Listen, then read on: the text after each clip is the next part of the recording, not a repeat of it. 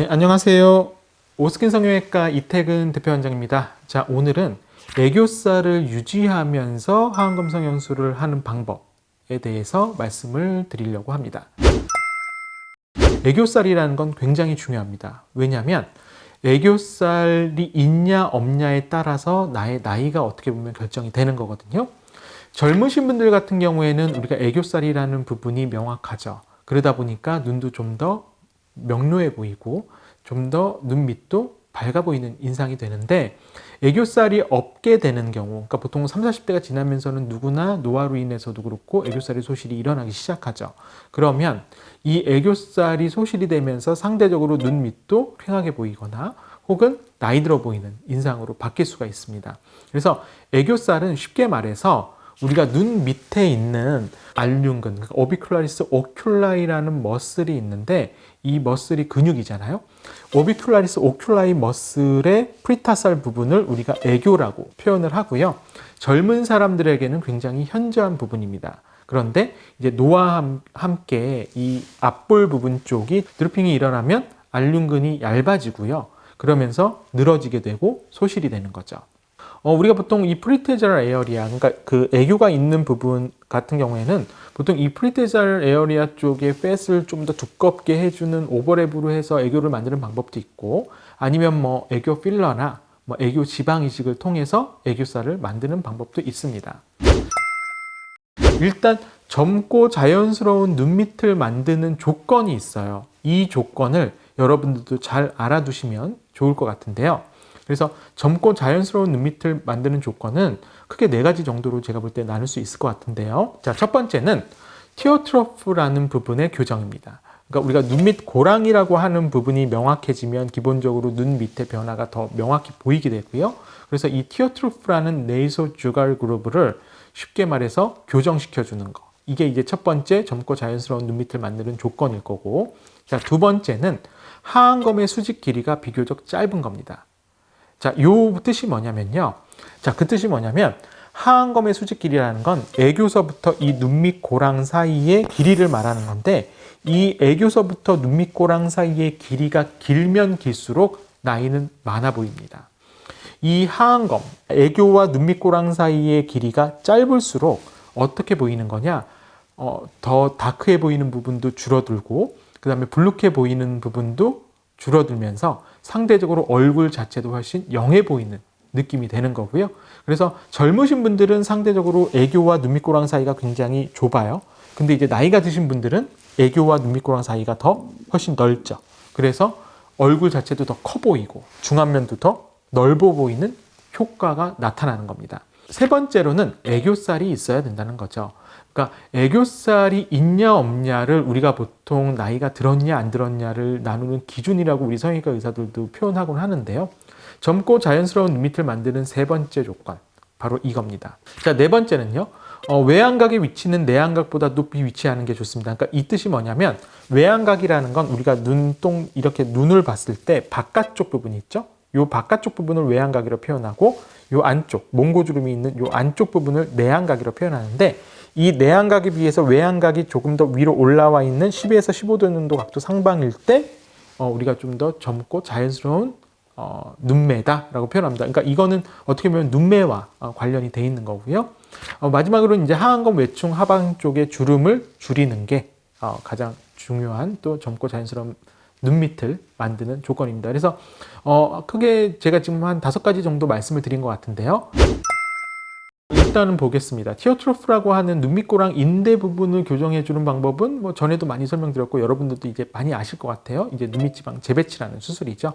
그래서 지방을 재배치해두는지 아니면 수프라는 지방을 올려서 중안면 쪽에 있는 지방을 올려서 눈밑 고랑이라고 하는 부분을 채워준다든지 해서 이제 눈밑 고랑 인대가 있는 부분의 면적을, 그러니까 그 스페이스를 좀 더 늘려줘서 고랑이 덜 보이게 하는 역할을 하는 거고, 이게 이제 가장 대표적인 수술 방법이죠. 그래서 수프 리프팅이나 아니면 눈밑 지방 재배치, 이 방법이 이제 티어트로프라고 하는 눈밑 고랑 인대를 교정하는 가장 대표적인 방법이 되겠고, 두 번째, 이제 하안검의 버티컬 랭스, 그러니까 아까도 설명드렸지만 애교서부터 이 눈밑고랑 사이에 이 버티컬 랭스를 줄이기 위한 방법이, 일단 첫 번째는 지방이 불룩하면 불룩한 지방을 어떻게 원래 위치대로 들어와야겠죠. 지방이 불룩할수록 이 애교서부터 눈밑고랑 사이는 넓어 보일 수밖에 없습니다.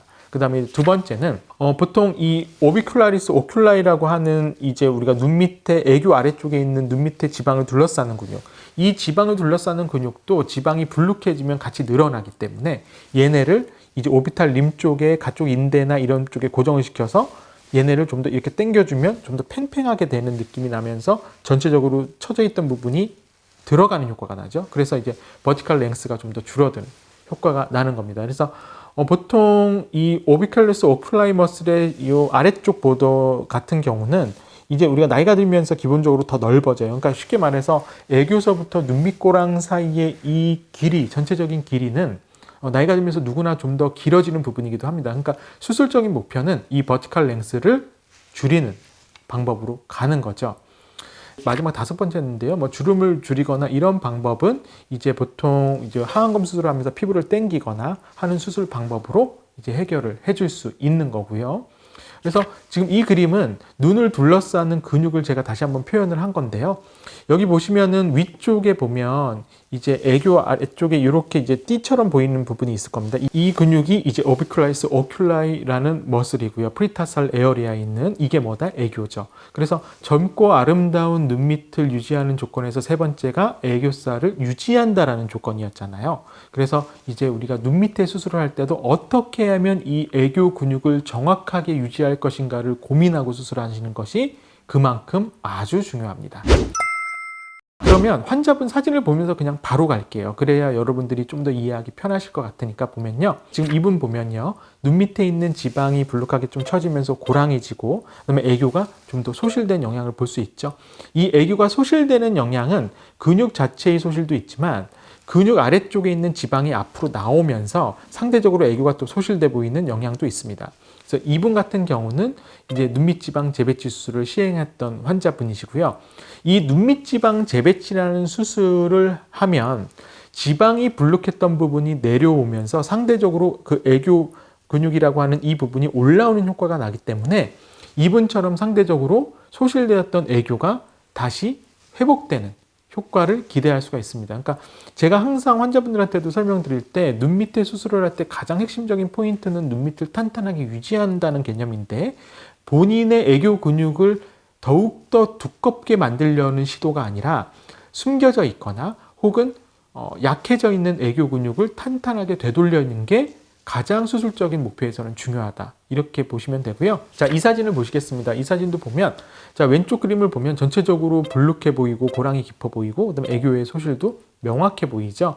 자, 이제 수술 후의 사진인데요. 지금 보시면 고랑도 덜 하면서 상대적으로 지방이 불룩했던 부분이 내려오니까 어떻죠? 애교서부터 이 눈밑고랑 사이의 면적이 어떤가요? 여러분들이 한눈에 보기에도 훨씬 줄어들었습니다. 맞습니다. 애교서부터 눈밑고랑 사이의 이 버티컬 랭스가 수직 길이가 줄어든다라는 의미는 지방이 불룩하지 않다라는 의미고요. 애교 근육이 명확하게 존재한다라는 의미를 뜻해요. 그래서 이 두 가지가 가장 눈 밑에서는 핵심적인 포인트라고 보시면 됩니다. 그래서 이분도 지금 수술 후의 사진을 보시면 애교서부터 눈밑고랑 사이도 굉장히 줄어들었고 그 다음에 불룩했던 부분이 내려오니까 상대적으로 근육이 비치면서 조금 프리딩딩하게 비춰졌던 부분도 훨씬 개선이 많이 됐고요. 그다음에 애교 근육도 본인이 원래 가지고 있는 애교 근육을 그대로 지키시는 거죠. 가끔씩 수술을 하고 나서 원장님 애교 근육을 만들어 주셨나요? 이렇게 표현하는 분들도 있어요. 근데 저는 이렇게 말씀드립니다. 애교 근육을 만드는 게 아닙니다. 애교 근육을 복원시키는 거고 최대한 애교 근육을 탄탄하게 오랫동안 유지할 수 있게 주변 조직을 같이 수술을 함으로써 본인의 버티컬 랭스, 그러니까 애교서부터 눈밑고랑 사이의 거리와 애교 근육을 정확하게 존재하게 함으로써 그만큼 노화 속도도 늦출 수가 있는 겁니다. 자, 이분 보시면 비포 애프터 사진을 보시면 상대적으로 애교 근육 자체가 소실되어 있는 경우도 있지만요. 이제 우리가 지방이 불룩하면 상대적으로 애교 자체가 없어 보이는 경우도 있습니다. 그러니까 환자분들이 가끔 저한테도 상담을 하실 때 저는 애교가 없어요. 원장님 이런 분들도 있는데 아닙니다. 애교 근육이 없는 분들은 없어요. 대신에 그게 나이가 들면서 근육이 약해지면서 소실돼 보이는 경우처럼 보이거나 혹은 지방이 앞으로 많이 불룩하게 나오면서 애교 근육이 꺼져 보이는 영향이 있거나 이 두 가지인데요.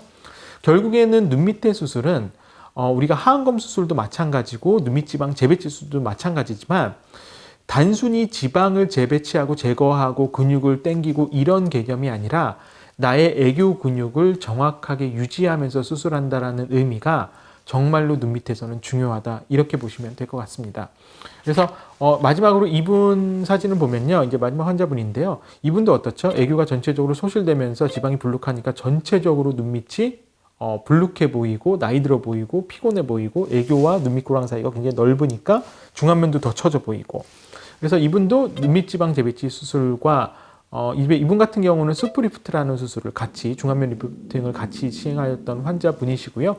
자, 보시면은 후 사진을 한번 보면서 이제 마무리하겠습니다. 후 사진을 보시면 애교 근육은 본인의 애교 근육 정확히 지키면서 애교 근육 아래쪽에 있는 지방 근육의 처짐은 이제 해결을 해준 거고요. 고랑 부분 쪽으로는 수프리프팅을 같이 해줌으로써 고랑도 훨씬 덜 보이고 중안면도 좀 더 회복되는 현상을 보이니까 전체적으로 어떻죠? 중안면이 길어 보이던 부분이 훨씬 좁아 보이는 느낌이 나니까 어려 보이고 앳돼 보이고. 근데 저는 이렇게 말씀드립니다. 내가 당신을 어떻게 변화시켜 드리겠습니다. 이거보다도 본인의 약해진 부분을 정확히 파악해서 눈 밑쪽이나 중안면 쪽을 최대한 본인이 가질 수 있는 탄탄한 상태로 회복시킨 겁니다. 저는 그래서 눈밑 수술을 할 때도 그렇고 중안면부 리프팅을 할 때도 모든 이쪽 부분에 대해서는, 제가 하는 이 수술 부분에 대해서는 환자분들한테 회복이라는 표현을 써요. 왜?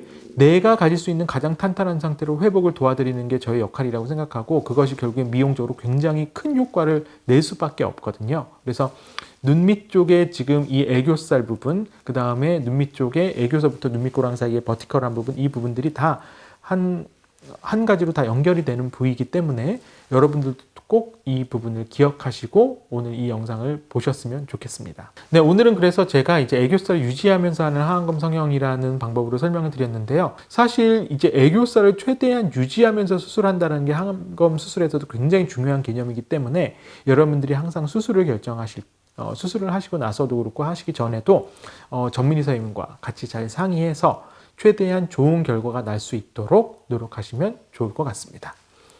저는 오스킨 성형외과 이태근 대표 원장이었고요. 오늘도 행복한 하루 되시기 바랍니다. 감사합니다.